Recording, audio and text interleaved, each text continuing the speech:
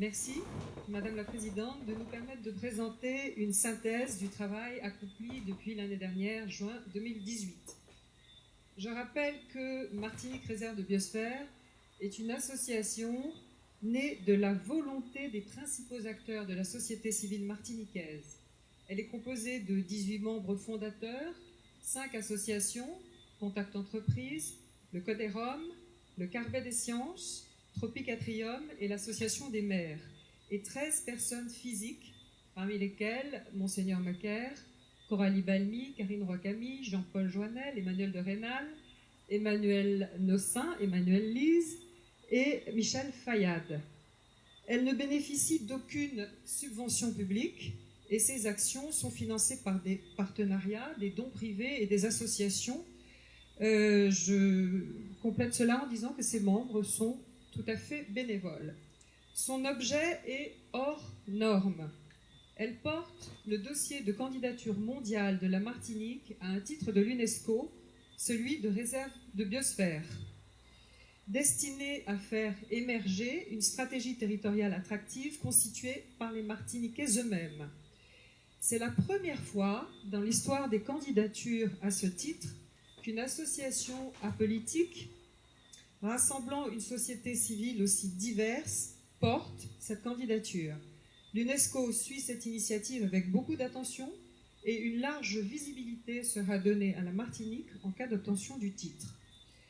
Ce titre relève du programme Hommes et Biosphère de l'UNESCO qui rassemble les territoires engagés dans une démarche de développement économique et social durable tout en préservant et valorisant leurs richesses naturelles et culturelles. Réserve de biosphère n'est pas une catégorie d'aire protégée. Elle n'impose aucune réglementation et ne s'appuie sur aucun pouvoir réglementaire. Elle émane d'une volonté locale et non de l'État. Ce sont les habitants qui déterminent les atouts qu'ils souhaitent mettre en valeur pour leur commune et pour la Martinique.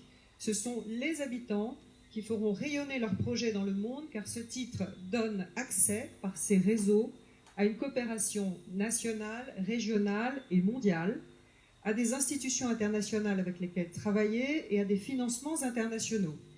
Il existe aujourd'hui dans le monde 686 réserves de biosphère dans 122 pays et en France 14 réserves de biosphère, dont une très proche, la Guadeloupe, réserve de biosphère depuis 27 ans. Grâce à nos partenaires, donateurs et adhérents, lors de cette année, notre site martinique-biosphère.fr et notre page Facebook Martinique Biosphère, près de 2000 abonnés en 8 mois, ainsi qu'une newsletter bimestrielle ont été mises en place. Et depuis mi-septembre 2018, les réunions publiques d'information et de co-construction de la candidature de la Martinique sont organisées dans les communes du territoire, en présence et avec la participation des habitants, des membres des conseils municipaux et des maires.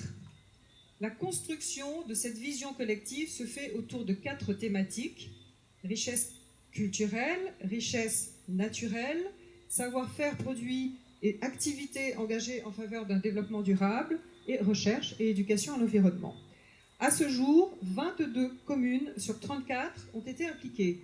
Le Diamant, Casse-Pilote, Morne-Vert, le Prêcheur, la Trinité, le Marigot, Fort-de-France, le Marin, le Lorrain, Saint-Pierre, le François, le Lamentin, les Trois-Îlets, le Carbet, Sainte-Anne, le Morne-Rouge, Sainte-Marie, Basse-Pointe, Schœlcher, Saint-Esprit, Rivière-Salée et Bellefontaine. Les entretiens sont en cours avec les 12 autres communes et les dernières réunions publiques seront fixées. Il est possible de distinguer déjà les sujets les plus communément mis en avant par les habitants. Richesse naturelle, la montagne pelée et le diamant, les paysages des mornes, les espèces endémiques, notamment l'iguane des Petites Antilles, les mangroves, les plantes médicinales, les plages et les fonds marins, les rivières et les sources d'eau. Richesse culturelle, pour le moment les plus mentionnées, le carnaval, la yole, le tour des yaules, l'architecture et les habitations, les distilleries et la bibliothèque Schœlcher, la gastronomie et le rhum, les musiques et les danses traditionnelles, le créole et les chantées Noël. Savoir-faire et activités liées au développement durable, en top 3, se trouvent la production de rhum AOC, la vannerie et la gastronomie. Mais une multitude d'autres thèmes a également été citée, la pharmacopée, les randonnées, les arts, la culture du cacao, les jardins créoles et l'ébénisterie. En matière de recherche et éducation, les sargasses, valorisation et collecte en mer et le changement climatique ont été les 2 thèmes de recherche mis en avant. En matière d'éducation à l'environnement, les aires marines éducatives, le projet WATI de sensibilisation à la maîtrise de l'énergie auprès des enfants, les sorties pédagogiques, la sensibilisation au tri des déchets et au recyclage, l'éducation au jardinage respectueux de l'environnement ont été cités en premier lieu. Parmi les propositions d'action formulées jusqu'à présent, les 3 priorités concernent la production agricole raisonnée et la consommation locale et responsable, la diversification des cultures, la valorisation des produits locaux, cacao, manioc, pistache, et la revalorisation des jardins créoles. Deuxième proposition d'action, la transmission des savoirs ancestraux par des formations à l'artisanat et sur le rhum, par la revalorisation des savoir-faire, la cuisine créole, la vannerie, le madras, et le développement des échanges intergénérationnels. Enfin, troisième élément, la mise en place d'un tourisme respectueux.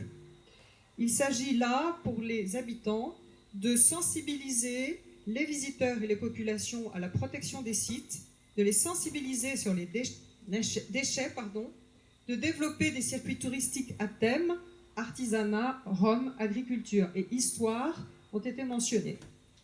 Cette première phase de réunion publique devra s'achever fin septembre.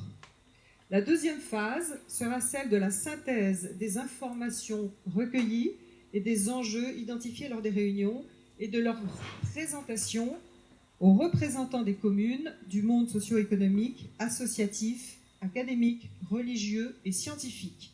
La question de la gestion sera définie, puis sera constitué le dossier de candidature que l'association remettra à l'UNESCO lors du second semestre 2020. En conclusion, je dirais qu'il s'agit d'un travail long et complexe dans lequel nous sommes pleinement engagés et pour lequel nous remercions vivement Contact Entreprises, nos partenaires, donateurs et adhérents de la confiance qu'ils nous accordent. Je vous remercie de votre attention.